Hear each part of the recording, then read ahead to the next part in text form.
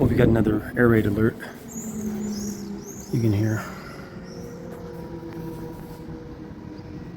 different sirens going off. I haven't been recording them because I got tired of recording them all the time. There were so many of them.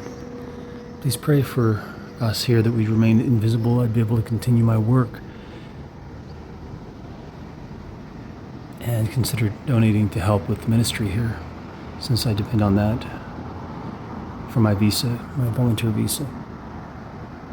You can find in the links below the way to donate and pray for us.